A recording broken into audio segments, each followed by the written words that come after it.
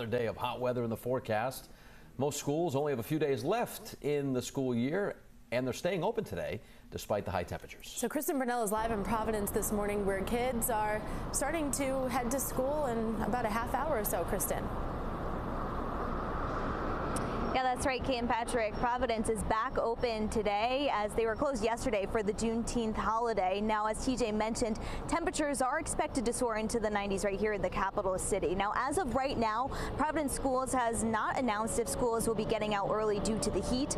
According to a social media post by the Providence Teachers Union, they say classroom temperatures could get into the high 90s today and are urging parents to make sure that their kids are dressed in lightweight clothing and to bring refillable water bottles. They say many of the schools in the district do not have air conditioning.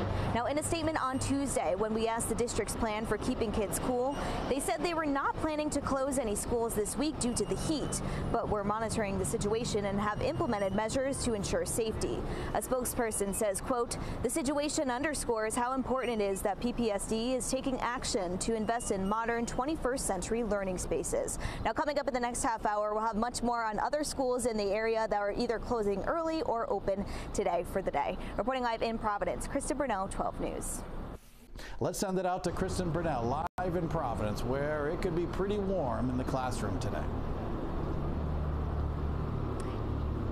Yeah, that's right, TJ. As you mentioned, temperatures could reach well above 90 degrees here in the capital city. And Providence is just one of the few districts still open for the school year today, with their last day not until next Monday. Now, yesterday, the Providence Teachers Union posted on social media that a majority of schools are without air conditioning, saying some classrooms can get into the high 90s. Providence schools are encouraging families to dress their kids in lightweight, light-colored, and loose-fitting clothing, and to be sure to send them with reusable water bottles to stay hydrated. The district has not announced if they will be letting kids out early today, but over in Warwick, they will be dismissing students and staff 2.5 hours earlier for their last day of school due to the hot weather.